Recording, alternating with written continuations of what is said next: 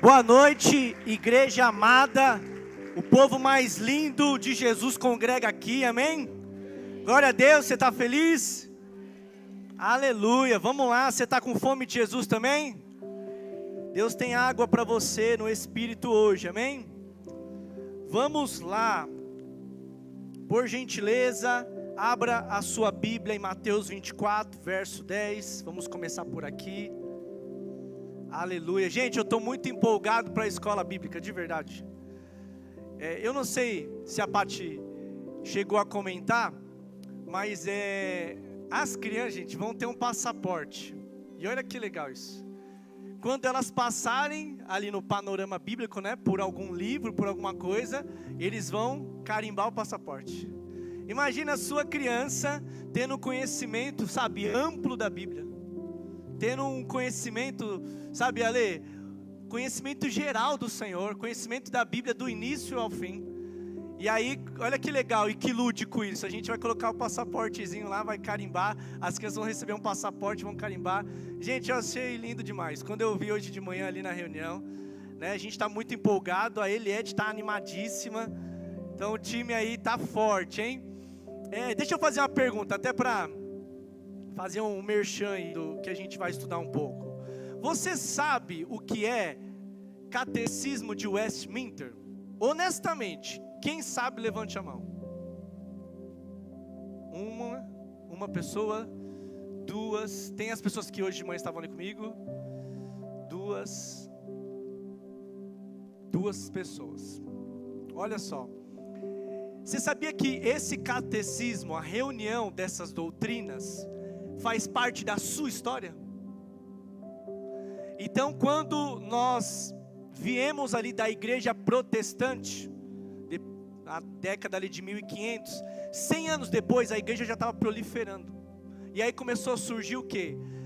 Divisões, distorções, heresias. E aí o que foi necessário, Karina? Os principais teólogos alemãos, irlandeses, ingleses se reuniram e foram fazer uma base teológica, para que a igreja não tivesse confusão. Então, nós fizemos aqui apenas uma pesquisa, e não tem problema você não saber, tá? Um dia eu também não sabia, foi um irmão que me apresentou, falou: Mica, isso aqui é base para a vida cristã, porque conta da nossa história, conta de nossa origem, também vai contar do nosso destino. E esse catecismo, eles são 107 perguntas. Eu não diria as mais importantes, porque o Senhor sabe quais são as mais importantes. Mas os principais teólogos daquela época de 1600 fizeram uma pesquisa das principais perguntas que você, que eu, que nós cristãos deveríamos saber. Então olha que bênção, nós vamos estudar isso, além disso o panorama bíblico. Passar livro por livro, então vai ser uma bênção aí, se prepara. Amém? Abriu sua Bíblia? Gente, hoje eu quero falar sobre cura nos relacionamentos destrutivos. Nós estamos no mês de uns aos outros, e tem sido bênção. Nós conversamos no primeiro domingo sobre o poder da língua para abençoar os irmãos. A intenção de Deus é que a nossa língua, ela tivesse a finalidade de abençoar, proclamar bênção sobre os irmãos. Nós conversamos isso. Também falamos sobre o risco de usar a língua contra irmãos, contra amigos, contra familiares. Nós falamos isso no primeiro domingo. Aí depois veio o pastor Luiz, falou sobre as leis da mutualidade, explorou muito bem isso aí, foi bênção demais. Nós conversamos esse mês também sobre os benefícios da mutualidade. Então eu trouxe uma quarta-feira aí 11 benefícios da mutualidade. E hoje eu também quero trazer um cuidado que você tem que ter no relacionamento que você tem com amigos, com irmãos, com familiares, com cônjuge. Hoje nós vamos colocar o nosso coração, a nossa vida em um diagnóstico para saber se os nossos relacionamentos estão saudáveis, ou se os nossos relacionamentos estão.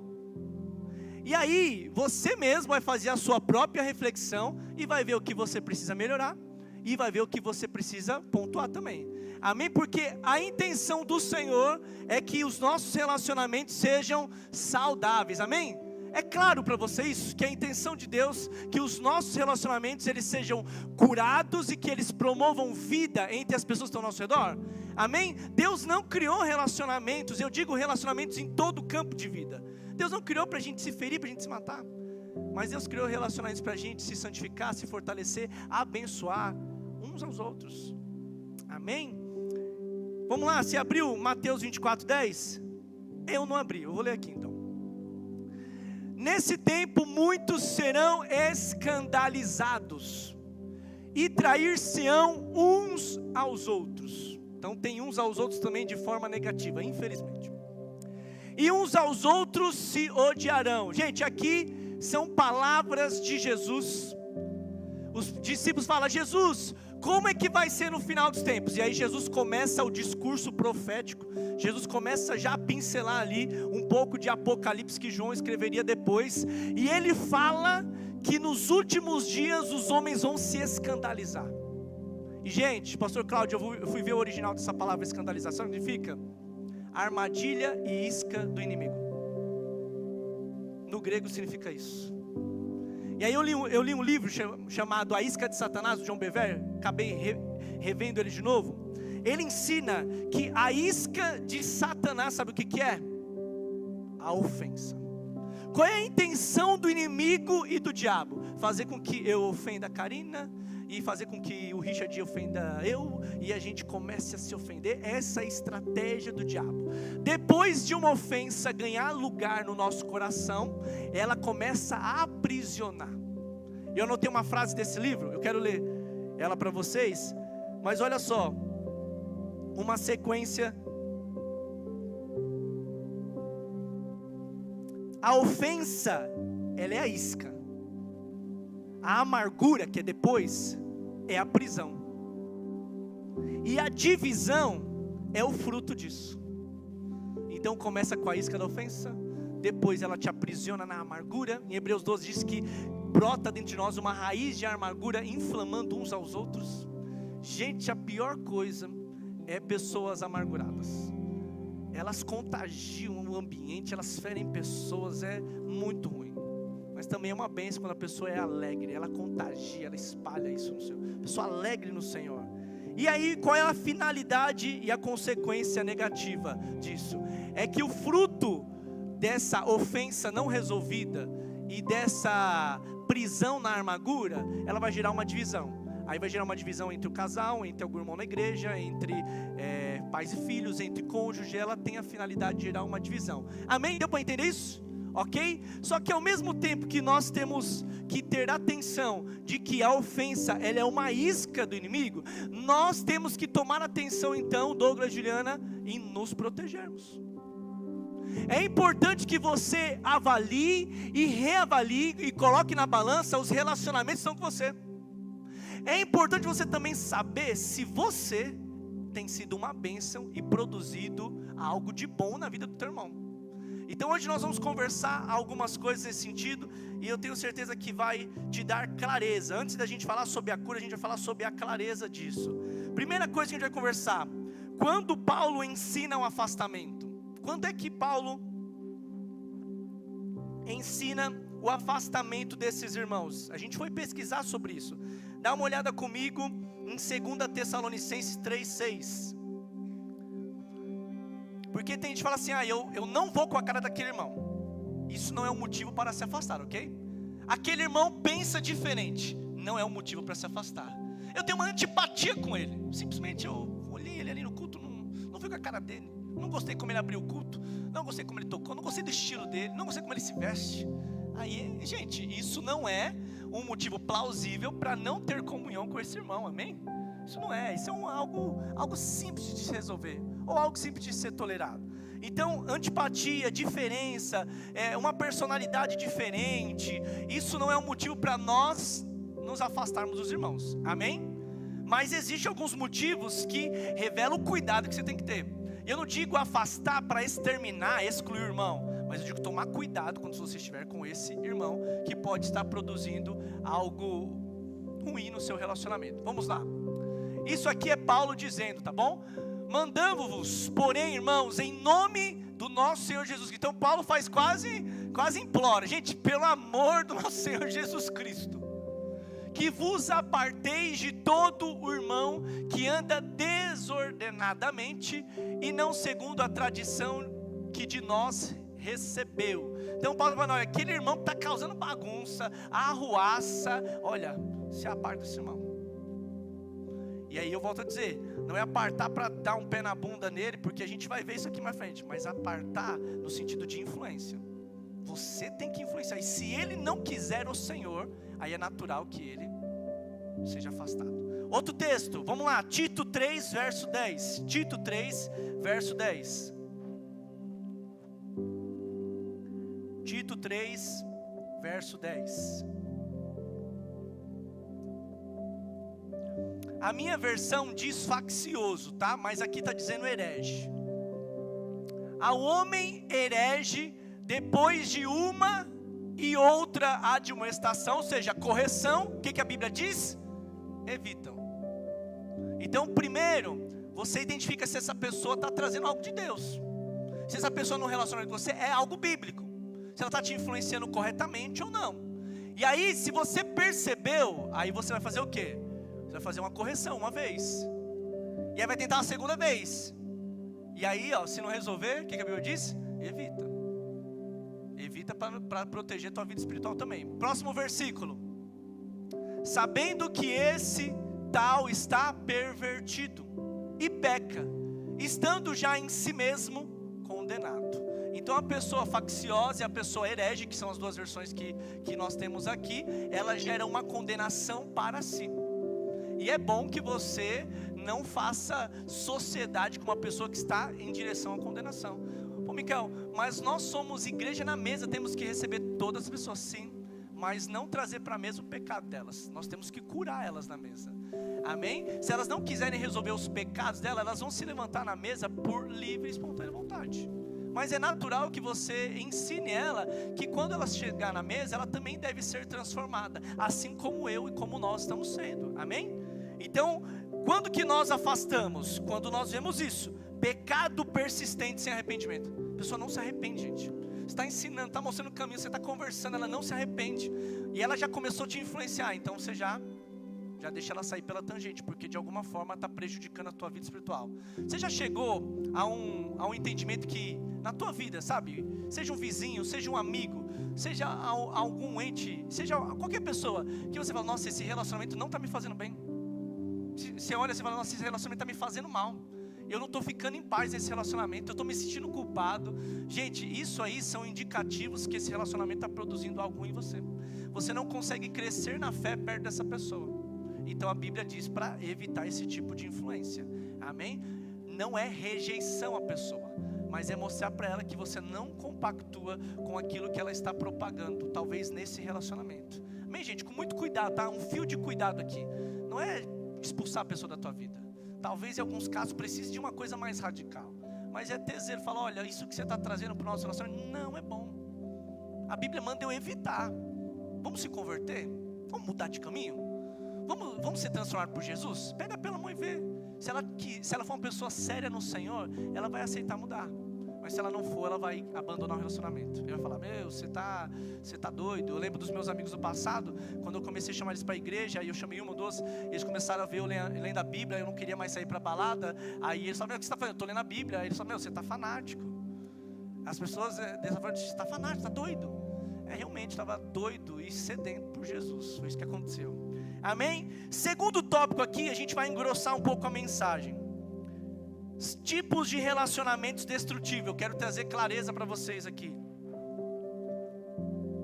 Irmãos, para nós chegarmos ao entendimento da cura, nós vamos entender o que está afetando o nosso relacionamento. Amém? Você está comigo? Prestando atenção? Amém? Vamos lá. Primeiro relacionamento que a gente sabe que causa problemas, e a gente sabe, um relacionamento que é com base na manipulação. Já viu um relacionamento de manipulação? Um começa de um outro. Eu lembro que eu tinha um amigo, gente, e eu o liderava, né? E tudo que ele falava comigo era no diminutivo. Eu só vou fazer isso aqui, um pouquinho só. Eu comecei a prestar atenção. E sempre que ele queria pedir uma coisa que eu sabia que ali na liderança de jovens que eu tinha, lá na igreja que eu era, eu falei, tudo ele pede no diminutivo. E aí teve um dia que nós fomos ler a palavra, estudar a palavra, e falou, Mica, o Senhor falou comigo, ele falou o quê? Eu queria pedir perdão para você. Eu falei, o que foi, mano? Fala. Ele falou, eu estou te manipulando. O tempo todo estou te manipulando. Quando eu falo assim, porque eu quero que você faça alguma coisa. Como eu não consigo, aí eu tenho que falar de um jeito para te manipular. Irmãos, relacionamentos assim fazem mal. Pode acontecer entre pais e filhos, pode acontecer entre cônjuges. Às vezes para conseguir, querer comprar aquilo que você quer, você vai falar com um jeitinho, e não vai falar a verdade, você vai maquiar um pouquinho. Isso não é um relacionamento saudável. E eu fui estudar, gente, aonde nós mais vemos manipulação na Bíblia. Tem 2 episódios que são muito fortes, muito fortes. Eu queria trazer com muita graça isso. 1 Reis 21 vai falar sobre Jezabel e Acabe. Vocês se lembram? Eu vou ser direto porque a gente tem algumas atividades hoje aqui no culto. Vocês se lembram quando Acabe, ele vai até o campo ali de Nabote, ele fala, eu quero esse campo, eu vou te dar muito dinheiro por isso. E o que o homem falou? Não, isso aqui veio dos meus pais, não vou te vender. Aí alguém se lembra o que aconteceu na Bíblia? Ele foi para casa e começou a chorar. Ele nem comia. Gente, Acabe, um rei que deveria liderar Israel, ele nem comia. Aí chega Jezabel em casa, levanta, você é o rei, não sei o quê. E aí levanta o cara e ela fala assim, eu vou falar para Israel. E o que ela faz nos bastidores? Conclama o jejum, falou, Deus falou que é para a gente tomar o campo. E o que fazem com o homem lá? Mata. Gente, um esquema de manipulação pesadíssimo. Israel era liderado por essa mulher. Gente, o problema não é a liderança feminina. O problema era o espírito que estava sobre ela. O problema era o principado que estava sobre ela. Ela manipulava o tempo todo. As artimanhas dela eram de manipulação. Gente, não permita que algum relacionamento seu seja com base em manipulação. Nem de alguém sobre você, e nem de você sobre alguém. Você quer usar a pessoa para um fim seu, não é de Deus. É muito mais bonito na mesa você falar, fulano, eu gostaria que você fizesse isso, honestamente, mas não ficar dando 1000 voltas, para você querer fazer o que... E aí você está usando a pessoa para uma finalidade de um capricho próprio. Eu não estou dizendo que não pode ter um romantismo do casal, ok? De querer fazer agradar, porque no final das contas a gente sabe o que você quer. Não estou dizendo isso, que você não pode ser romântico, que você não pode semear. Eu estou dizendo para coisas importantes você ser honesto. Porque você sabe que o seu cônjuge pode dar uma opinião diferente, mas você tem que ir nas rebarbas, você tem que ir, nos cantos, porque você não quer honestamente na mesa falar. E é muito sério isso, gente, porque ela usa de medo, ela coloca Acabe no bolso, ela diz de uma forma espiritual. Gente, vou falar com você, gente que manipula, ela usa a espiritualidade. Gente que manipula, ela fala, Senhor está me dizendo isso, você tem que fazer isso aqui. Ela usa de espiritualidade. Foi a artimanha de Jezabel aqui. Eu não vou abrir o texto, mas em Apocalipse 2 diz que existe na igreja de Tiatira um problema. E fala assim, você tolera o ensino de Jezabel. Você tolera o esquema. Não é um demônio com CPF, mas é um esquema. É um sistema sobre as pessoas de querer manipular. Então preste atenção. Se de alguma forma teu relacionamento está tendo manipulação, ou se de alguma forma você está manipulando alguém, amém? Com muita graça, com muito carinho, tenha discernimento disso, o Senhor vai te dar. Um outro exemplo, gente, que foi muito forte para mim na leitura, 2 Samuel 15:6, vai falar sobre Absalão. Eu acho que esse aqui eu vou abrir, porque também é um esquema de manipulação muito forte, e a gente vai aprender as lições com isso aqui. 2 Samuel, abra comigo. Gente, uma coisa que nós percebemos de pessoas que agem com muita manipulação, ela sempre fala assim, se você me ama, você vai fazer isso por mim. Você me ama, você vai fazer isso por mim. Você meio que condiciona, você coloca, parece que você pega no coração da pessoa e fala, você tem que fazer. Se você não fazer, você não me ama. O Senhor está me dizendo para você fazer isso. Ao invés de fazer igual a Sara falou, eu vou começar a orar para que o Senhor fale com ele, ministra ele. Mas a gente começa o quê? Fazer isso. Gente, manipulação não é de Deus, amém? Não é de Deus nem para ter um relacionamento, nem é de Deus para você sofrer isso, amém? Outro caso aí é o de Samuel. Você pode abrir comigo em Samuel 2 Samuel 15, primeiro versículo 6. Desta maneira fazia Absalão a todo Israel, que vinha ao rei para juízo, e assim furtava Absalão o coração dos homens de Israel. Então olha só o contexto aqui, para a gente trazer clareza também. Olha o que estava acontecendo. Davi tinha alguns filhos, e um deles se chamava Aminon. Aminon, ele estuprou a própria irmã, chamada Tamar. E aí Davi não tomou uma atitude ali, no problema em casa, problema próprio de casa. Sabe o que aconteceu? Absalão ficou revoltado, e o que ele fez? Matou Aminon. E aí Davi ficou revoltado, mas não foi resolver com Absalão, deixou 2 anos ele sem ver. Então falou para Joabe: Absalão não pode vir aqui no palácio, não pode vir aqui no reinado por 2 anos. Eu não quero ver a face dele. O texto é muito claro, não quero ver a face dele. E aí o que acontece? Não resolve o problema. Davi é passivo na situação. Em vez de trazer clareza, conversarem, resolver, o que acontece naquele momento ali? Ele abre margem para a ferida ganhar. Lembra a isca da ofensa que eu falei? Aí começa. E aí Absalão começa a furtar o povo. A primeira coisa que ele faz aqui, ele não vai direto a Davi, o próprio pai. O que ele começa a fazer? Ele começa a ir ao povo. E aí ele começa a roubar o coração. Gente, todo levante contra uma autoridade, todo levante contra uma liderança, ela começa primeiro nos bastidores. Ela nunca vai ser tratada na mesa com a liderança, sempre é dessa forma. O esquema bíblico a gente percebe isso. Aí olha só outro texto, ainda no capítulo 15, olha o verso 3. O que ele faz? Absalão lhe dizia: olha, a tua causa é boa e reta, mas não tem quem te ouça da parte do rei. Então olha o esquema de manipulação dele. Olha, ninguém está preocupado com você não. As pessoas vinham trazer uma demanda, ninguém está olhando para você. O rei está preocupado com outras coisas, não te ama. Olha só que pesado isso. Isso é manipulação. A gente colocando pessoas contra outras pessoas. Isso não é de Deus, isso não é de Deus. Outro texto aqui ainda nesse. Olha só o versículo 4. Aí a gente revê a intenção. Dizia mais Absalão: quem me dera, o que ele queria? Ser juiz na terra, para que viesse a mim todo homem que tivesse demanda ou questão, para que lhe fizesse justiça. E aí o que ele queria, presente? Não, é eu. Olha para mim, esquece Davi, esquece tudo. Gente, toda ferida não resolvida num relacionamento, ela pode criar uma proporção muito séria. E quando cria uma proporção muito séria, ela causa rupturas e ruínas familiares muito pesadas, né? E a gente vai ver uma fatalidade acontecendo na vida de Absalão. Que ele corre com um cavalo lá, isso acontece, ele fica preso numa forquilha.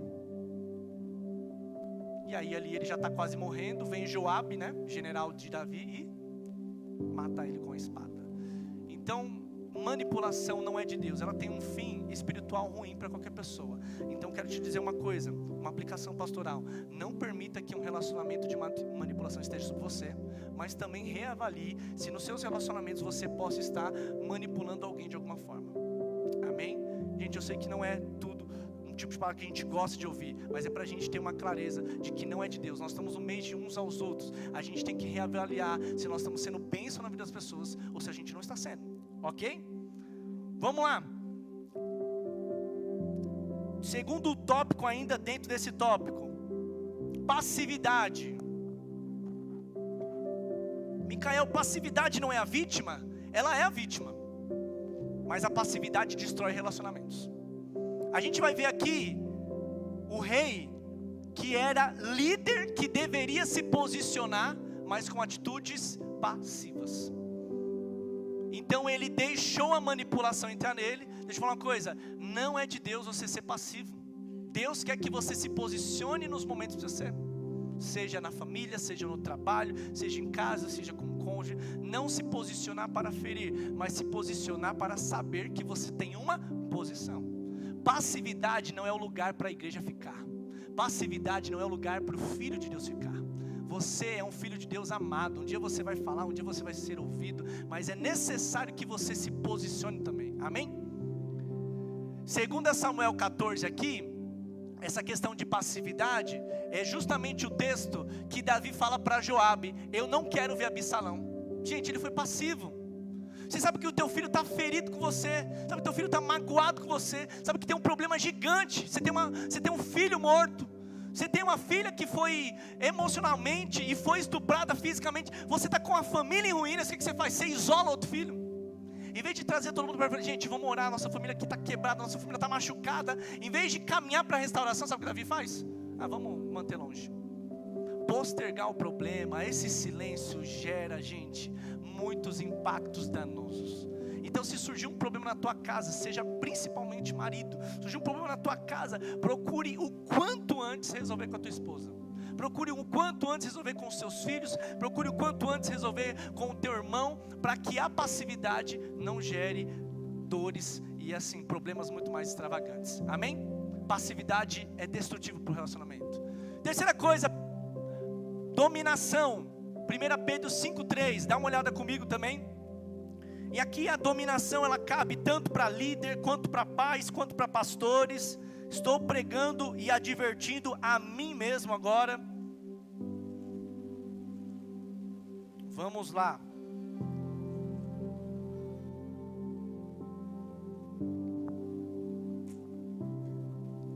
Que o Senhor te traga discernimento sobre os seus relacionamentos, amém? Nem como tendo domínio sobre a herança de Deus. Tem versão que diz o povo de Deus. Mas servindo de exemplo ao rebanho. Gente, nós não fomos chamados para dominar pessoas.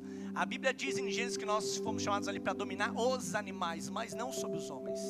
Gente, eu não domino sobre a vida da minha esposa Patrícia, eu lidero a minha casa. São coisas bem diferentes. Ela tem vontade própria, ela tem identidade dela. Nós lideramos juntos a nossa casa. É claro que a palavra final, posições mais sérias, ela sabe muito bem que precisa partir de mim. Mas eu não faço nada sem consultar minha esposa. A gente traz muito para a mesa. A gente tem uma amizade assim muito bacana dentro do relacionamento. Mas eu não nasci para dominar a minha esposa. Não é de Deus isso. Não é de Deus. Relacionamentos que sabe, que tem que dominar, relacionamentos que a gente tem que prender, relacionamentos que a gente tem que sufocar, não é de Deus. Nem para você que está sofrendo esse sufoco, esse aprisionamento, nem para você que talvez está gerando isso em alguém. Você está dominando a pessoa ali, você está cercando, a pessoa não tem um respiro. Não é de Deus. A Bíblia diz para a gente não dominar pessoas, mas pelo exemplo. Você vê que o comportamento lidera muito mais do que a atitude de querer falar em dominar. Está dizendo aqui, ser exemplo. Ser exemplo. Sabe a melhor maneira de eu liderar a minha casa? O meu exemplo. A melhor maneira de eu liderar a minha casa, de trazer a Aurora ao convívio cristão, é o exemplo. Esse é o melhor caminho. Sempre foi o melhor caminho. Jesus não só falou, Jesus desceu do céu e falou, eu vou resolver. Jesus podia mandar um anjo. Manda um anjo, ele vem morrer vai para o madeiro, vem morrer pela humanidade. Não, Jesus falou assim, eu vou descer. E não com uma atitude dominadora, de ser o centro, de querer dominar tudo com as unhas. Não, Jesus fala, eu vou entregar. E ele fala, eu estou dando a minha vida. Ninguém está tomando, eu estou dando a minha vida. Gente, não permita que relacionamentos de dominação estejam sobre você, mas também não seja um cristão que gera dominação sobre os outros. A sua liderança cabe muito para nós, liderança. Nós estamos aqui para liderar, para nortear, para impulsionar, mas nós temos um limite. Nós não vamos entrar na tua vida e falar o carro que você tem que comprar, o relacionamento que você tem que ter. Nós não vamos fazer isso, porque tange a sua vida. Nós podemos aconselhar? Sim, estaremos sempre presentes aqui. Pastor, eu preciso de um conselho. Eu vou te dar vários. Pastor, eu preciso de uma base bíblica. Eu vou te dar vários. 2 semanas atrás um jovem me procurou e falou assim, pastor, eu estou querendo fazer uma tatuagem. Aí eu falei assim, cara, conhecendo o seu convívio, você está morando com seus pais. Em si, a tatuagem não é pecado, mas você está sob que seus pais. Meu pai não gosta. Eu falei, então faz. Não, mas eu estou muito motivado. Sua motivação está distorcida. Então eu já estou te dando uma orientação. Não faça. Não faça porque você está com os seus pais, está sob a tutela, você sustenta a casa ou alguma coisa? Não, eu dependo. Então não faça, cara. Tatuagem não é o teu Deus, para com isso. Aí ele, cara, eu estava com tanta vontade. Eu falei, vê que a tua motivação, a tua vontade, na verdade é uma crise de identidade, por isso que você quer se rabiscar. E talvez daqui 3, 4 anos você fala, caramba, eu me rabisquei de uma coisa que nem faz sentido para mim. Entende, igreja? Só que eu não posso dizer para ele o que fazer ou não. Eu não posso chegar e falar, mano, não faça isso. Eu posso aconselhar. Até onde o meu critério pessoal tem que entrar na vida da pessoa, entende? Então eu vou aconselhar, eu vou ensinar a Bíblia, eu vou ensinar sobre a desonra aos pais, eu vou ensinar que tem princípio, vou ensinar sobre a motivação de fazer isso. Mas eu não posso, igreja, não coloque esse peso sobre os pastores. Nós não podemos decidir a vida das pessoas, e nós nem vamos, porque nós somos humanos também carentes do pastoreio de Deus. Gente, sou pastoreado pelo Senhor, sou pastoreado do Senhor tanto quanto vocês, sou liderado pelo Senhor, também recebo não do meu papai. Mas nós não estamos aqui para dominar uns sobre os outros, não é isso, amém? Vamos lá. Possessividade. Gente, já viu gente que é possessiva com tudo? Vou dar um exemplo, eu chamo o Giba aqui na minha casa, ele vem na minha mesa, aí de repente o Giba vai na casa da Juliana e do André, eu já fico com ciúme. Aí depois na casa da Adriana, ele fica com ciúme, aí vai na casa da Eliette. Gente, nós não podemos ter isso, amém? As pessoas não são patrimônio sua, amém? Vocês não são patrimônios da igreja, ninguém é patrimônio de ninguém. E tem pessoas que o quê? Possessividade.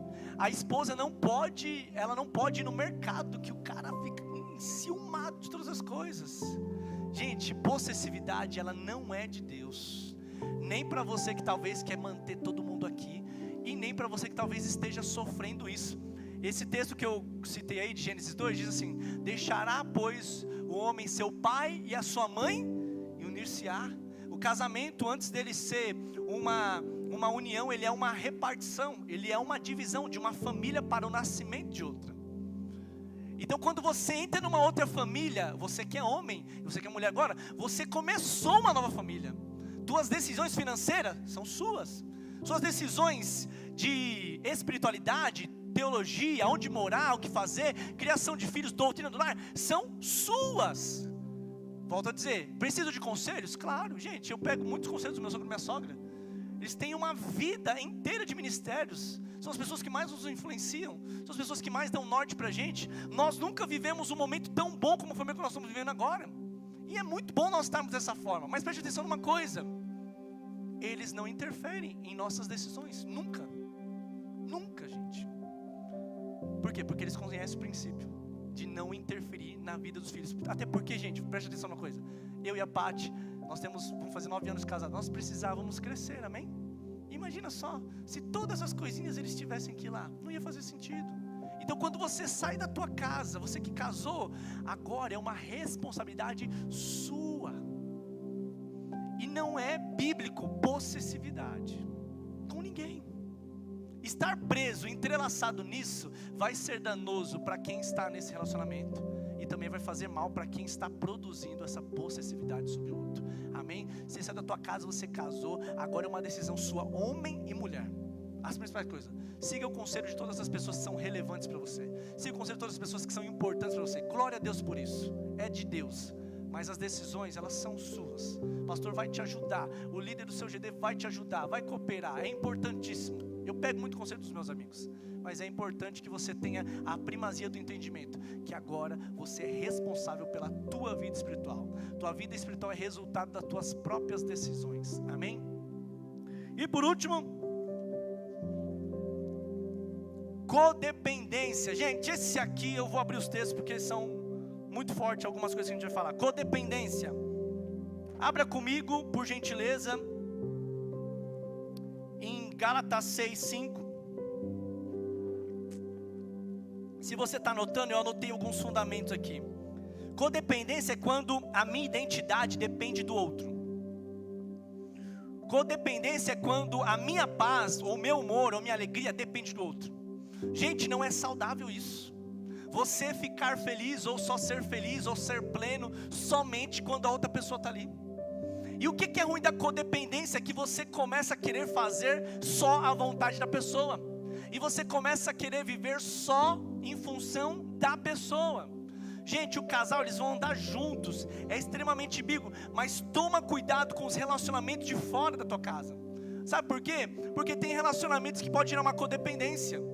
Você pode ter uma codependência do teu amigo de trabalho, você pode ter uma codependência de um primo, você pode ter uma codependência de um pastor, você pode ter uma codependência de um pai, de uma mãe. Isso não é saudável. Você, para ser feliz, depende de estar ligado no outro. E aí você tira Jesus do centro da tua mesa e colocou uma pessoa. Codependência faz mal para nós, irmãos. Não dependa de pessoas. A Bíblia nos chama a interdependência, que é o quê? Eu dependo dele, ele depende de mim, juntos nós seguimos o Senhor. Mas a dependência total não é de Deus. Não é de Deus. Vamos aos textos. Porque cada qual levará a sua própria carga. A Bíblia está dizendo, responsabilidade própria. A tua vida é uma responsabilidade própria. Outro texto que a gente encontra aqui, Romanos 14, 12. Romanos 14, 12.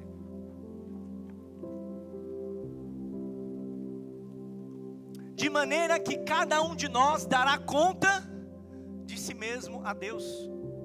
Então nós não somos salvos pegando carona no outro. Ninguém vai entrar no céu por tabela de alguém. Presta atenção numa coisa, a gente não vai pegar carona porque é filho de crente, ou porque o primo é crente, ou porque eu sou amigo de um pastor. Não faz sentido isso, não é bíblico. Bíblico é você ser responsável. Você pode aprender com teu irmão, você pode absorver as práticas de Deus dele, mas é importante que você tenha ciência que você é responsável pela tua vida. O ruim da codependência, gente, eu anotei algumas coisas aqui da codependência. Quando a minha espiritualidade depende da aprovação do outro, a pessoa não se sente bem. Ela só se sente bem espiritualmente quando o outro valida ela, quando realmente o céu deveria validar ela, mas ela depende de uma outra pessoa. Outra coisa que eu anotei, as decisões são tomadas para agradar a pessoa e não para obedecer a Deus.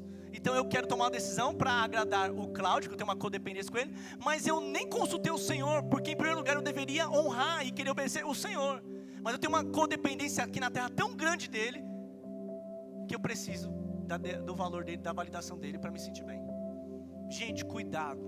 Se você está envolvido numa codependência, e eu digo dos dois aspectos. Se você é a pessoa que está alimentando a codependência, rompa isso, faça essa pessoa crescer.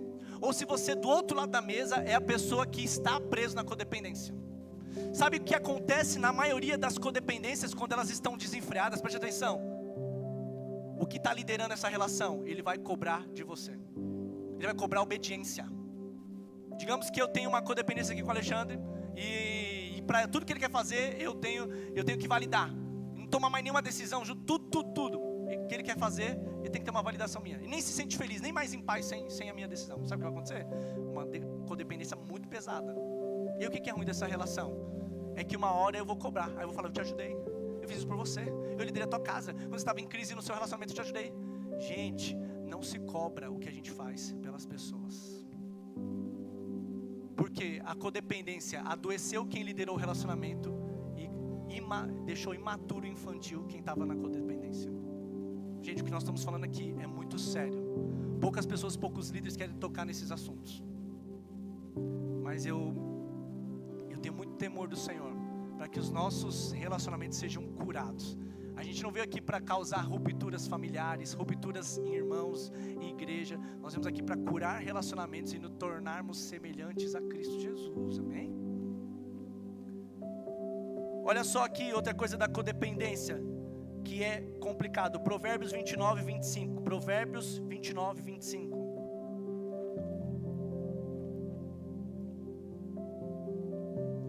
Provérbios 29, 25. Então, geralmente, o codependente, ele tem medo dessa pessoa. Ele tem medo. Aí o que acontece? O temor do homem, ou seja, aquela pessoa que tem medo do homem, armará laços. Então, a pessoa que tem medo, às vezes, de se posicionar ou de romper uma codependência, o que vai acontecer? Ela está amarrada. Mas o que confia no Senhor, ou seja, você trocou a dependência, agora está no Senhor, será posto em alto retiro. Gente, para quem corta as codependências e passa a fazer do Senhor o seu lugar seguro, esse sempre receberá provisão na mesa do Senhor. Eu fiz aqui uma coluna, depois eu posso mandar para quem quiser. O codependente, ele tem um apego doentio. A interdependência, que é saudável, onde nós nos aperfeiçoamos juntos como igreja, já tem um amor maduro. Tem um amor que realmente, olha, eu amo você, mas eu não sou responsável pela tua vida espiritual. Então a gente tem um amor maduro. que você também tem que desenvolver.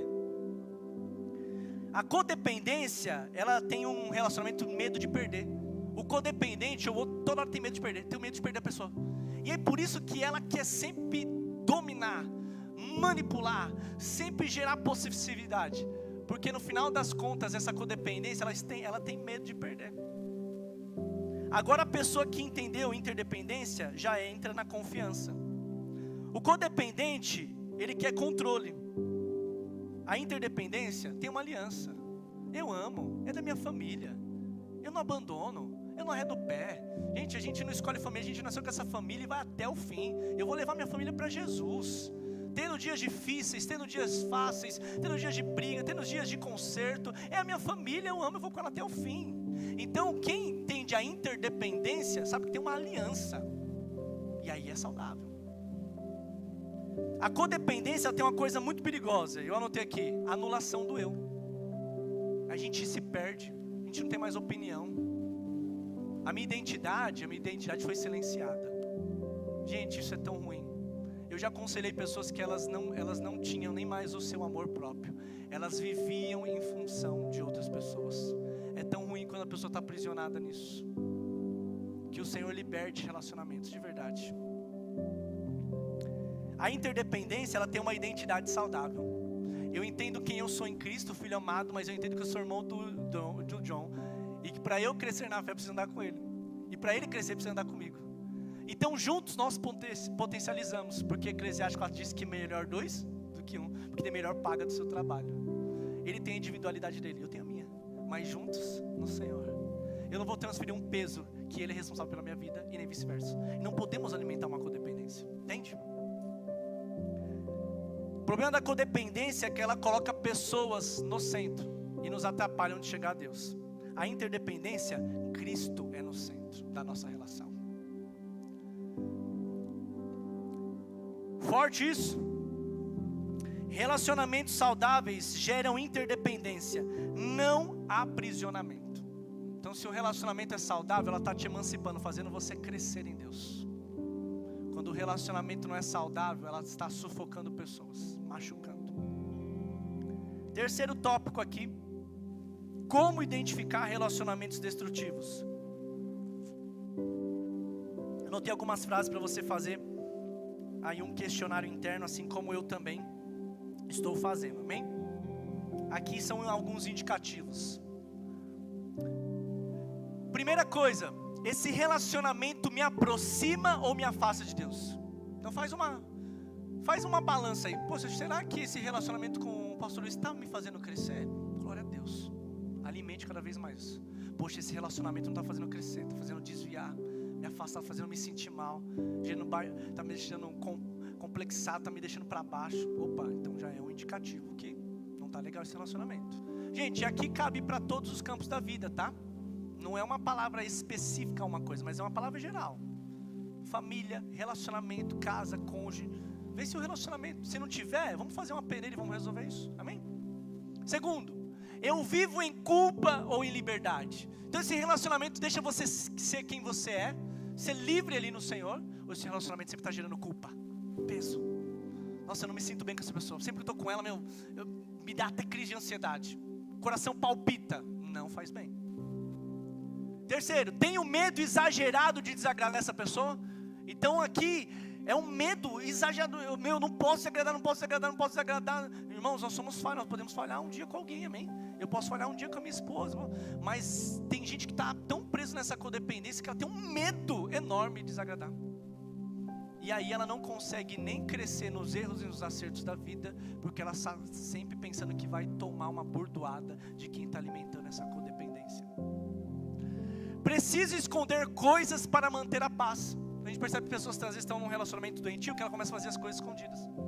Ah não, sempre vai dar briga com isso aqui, aí ela começa a fazer as coisas escondidas. Não abre mais o coração, não é a verdade. Mas qual é o primeiro problema, Cássia? Ela não se posicionou. Aí está fazendo as coisas nas escondidas, no anonimato. Não é saudável. Imagina só, gente, se eu começo a fazer coisas escondidas da Paty.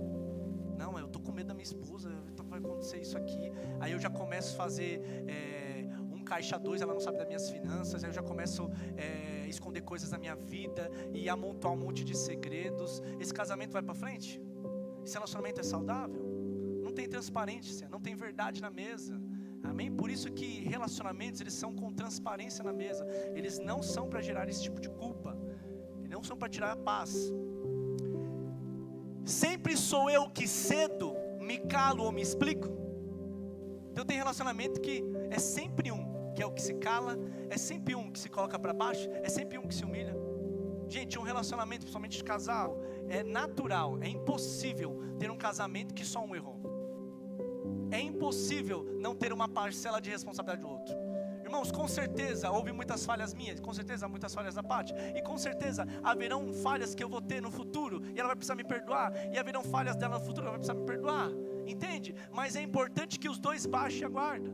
É muito ruim quando o relacionamento sempre tem uma pessoa levantada e não quer de nenhuma forma reatar, não quer de nenhuma forma conversar, e aí você sempre está nesse julgo de se humilhar, julgo de sempre pedir perdão, é sempre você que tem que se explicar, e muitas vezes você tem coerência, você tem verdade, você tem realmente uma defesa racional, mas você está tão preso num relacionamento doentio, que isso vai fazer com que você não se posicione. Gente, não pode. Então aqui eu coloquei algumas frases que você pode analisar e ver se faz sentido. Próximo tópico. Pois se alguém quiser, pode me mandar uma mensagem, eu envio o arquivo, tá bom?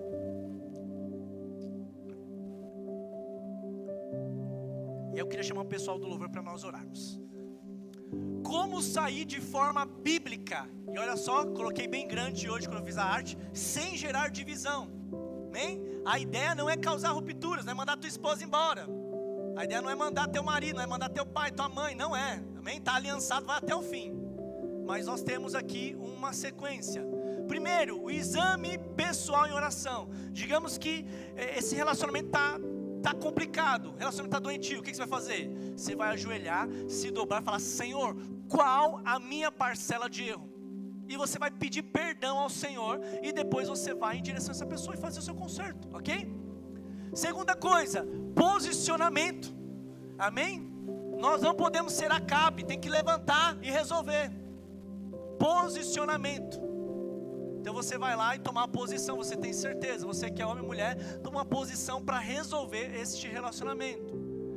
Terceiro, conversa verdadeira em amor. Não pode ser aquela conversa, eu vou conversar só com o Giba só para, maquiar que você é o mais político possível para resolver, tirar logo da frente. Não, conversa, seja verdadeiro e ame a pessoa. Olha, o nosso relacionamento não está legal por causa disso. Eu acho que eu estou sendo passivo nessa situação. Eu acho que você está sendo dominador nessa. Vamos resolver? E aí você começa a resolver essa situação. Então tem que ter uma conversa. Gente, sem diálogo não tem como. Sem diálogo não tem como a gente curar. Terceira coisa, ou quarta coisa aqui, e aqui é onde dói: estabelecer limites claros. Esses dias eu ouvi de uma pessoa que ele falou que teve que falar para um ente da sua família que não era para ficar, porque a pessoa sempre ia na sua casa em horários que não era legal, sempre às vezes estava com a esposa, alguma coisa, simplesmente tocava lá e chegava, e ele falou que foi muito complicado porque era da família, era um ente querido, ele precisou se posicionar, precisou estabelecer um limite. Então quando você chamar essa pessoa para conversa, chega na mesa e fala: olha, vamos estabelecer um combinado aqui, um limite? Olha, isso que você está fazendo está me ferindo. E se isso que eu estou fazendo está te ferindo, eu vou mudar isso aqui. E vocês vão chegar ali, num comum acordo. Amém? Para preservar a relação, a aliança, seja do cônjuge, a aliança familiar, nós vamos chegar numa conversa. Mas é importante que estabeleça limites. Gente, não é de Deus. O Pai não fica feliz vendo você machucado, vendo você abatido, vendo você sendo ferido. Não é de Deus isso. O Senhor te ama muito. O Senhor te ama, e talvez o Senhor trouxe realmente essa palavra para te tirar de um relacionamento, para quebrar o grilhão desse relacionamento. Talvez seja te aprisionando, te fazendo você ficar para baixo. E não é a intenção de Deus que você seja amordaçado, ferido. A intenção de Deus é que você se posicione, que você tenha uma conversa em amor, e que você faça o quê? Estabeleça limite. Seja com o seu cônjuge, seja com um amigo, seja talvez com um líder, ou seja talvez com os pais, que seja. Amém? Quarta coisa aqui: se não houver arrependimento, ou seja, aquele relacionamento está te machucando, e aí nós chamamos aqui de afastamento saudável. Então o que a gente vai fazer? Está me machucando, está me ferindo, está gerando algo que está me corroendo por dentro. Aí realmente você chega e fala, olha, não dá, irmã Sema, você está me machucando muito, eu estou chegando aqui na mesa. Estou usando um exemplo hipotético aqui, irmãos, mas para a gente entender que chega um momento no relacionamento que nós precisamos trazer clareza na mesa. Precisamos ser honestos e falar, olha, esse relacionamento está me machucando. E é bom que o Senhor nos cure, que não tenha que ter rompimentos. E que não tenha que ter rupturas alguma. Que o Senhor coloque o bálsamo e não o vinagre para nos afastar. Amém? Glória a Deus. Quero te dar a base bíblica para isso também.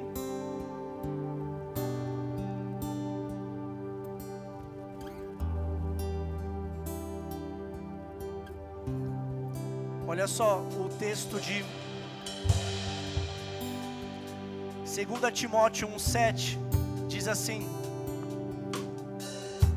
eu não vos dei um espírito de timidez, mas eu vos dei um espírito de ousadia, de intrepidez. Então o Senhor te dá intrepidez para você tomar uma posição e resolver. Sabe, faz um diagnóstico hoje, assim como eu também preciso fazer. Nós olharmos para as nossas vidas e falar, Deus, será que eu estou promovendo no relacionamento alguma ferida a essa pessoa? Será que eu estou sendo um marido que estou passando dos limites com a minha esposa? Será que eu estou sendo uma esposa que talvez estou manipulando as coisas, as situações, as pessoas? Será que no meu relacionamento com meu amigo eu estou sendo possessivo? Eu estou com um ciúme exagerado sobre ele? Gente, isso é doentio. Quando pessoas elas não podem livremente ter comunhão com outras pessoas. Quando o irmão da direita não pode ter uma mesa com o irmão da esquerda, porque o irmão da direita ficou com os ciúmes daquele. Irmãos, nós sejamos livres. Foi para a liberdade que Cristo nos chamou. Amém? Um dia você vai estar com aquele irmão, outro dia não. Mas nós vamos morar no mesmo céu e nós somos pertencentes a Jesus. Nós não estamos aqui para machucar os nossos irmãos. Não estamos aqui para dominar sobre eles. Se coloca em pé comigo, por gentileza. Eu quero ler um texto com você, 2 Tessalonicenses 3,14. 2 Tessalonicenses 3,14. Mas se alguém não obedecer a nossa palavra por esta carta, notai o tal, e não vos misturei com ele, para que se envergonhe. Verso 15. Preste atenção, preste atenção. Todavia, não tenhais como inimigo. Irmãos, não é para olhar o irmão como inimigo. Não é para olhar essa pessoa como inimigo. Mas qual é o coração que Paulo está ensinando?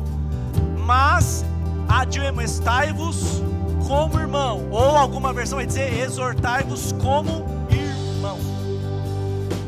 Ou seja, se você está talvez em algum relacionamento que não está saudável, então você com amor, com o irmão, com sentimento familiar, com coração fraterno, chegará a essa pessoa e vai falar: olha, isso está me machucando, vamos melhorar o nosso relacionamento.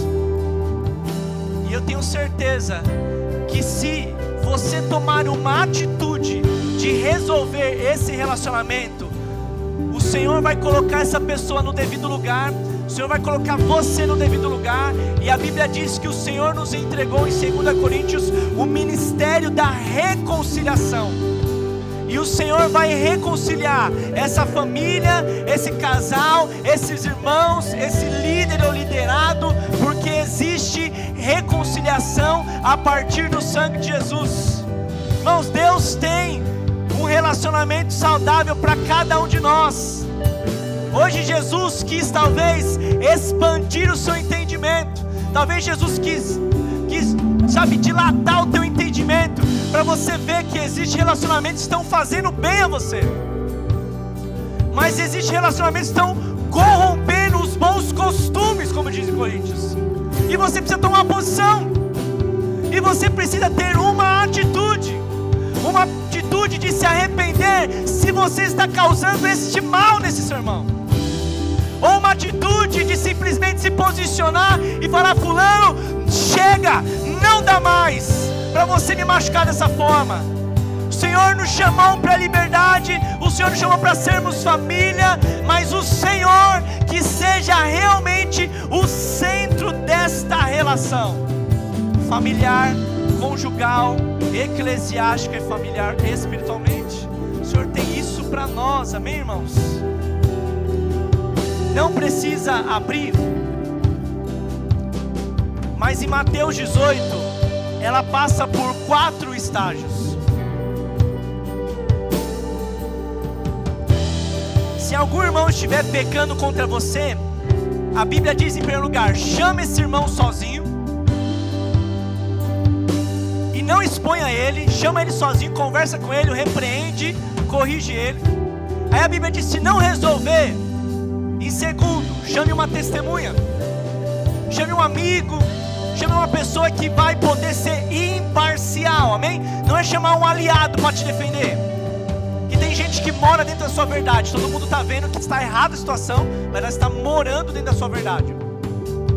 A Bíblia diz em Mateus 18, chama uma testemunha, e essa testemunha vai ouvir os dois lados. Não resolvendo, em terceiro lugar, a Bíblia diz o quê? Aí leva para a liderança da igreja, e aí vai ter um confronto realmente mais público. Então, quando não há uma conversão no individual, quando não há uma conversão nas testemunhas, e quando a coisa está muito séria, aí a Bíblia finaliza dizendo: se ele ou ela não se converter, trate como gentil, como alguém do mundo. Isso não quer dizer para rejeitar esse fulano, sabe o que quer dizer? Quer dizer para não permitir que essa influência esteja mais sobre a tua vida espiritual, amém? Gente, a Bíblia fala sobre os relacionamentos. Nós estamos no meio de uns aos outros, mas os relacionamentos não é de qualquer jeito. O Senhor tem zelo sobre os nossos relacionamentos. O Senhor quer que você produza vida nos relacionamentos, mas o Senhor também quer que você receba vida nos seus relacionamentos, amém? Vamos orar?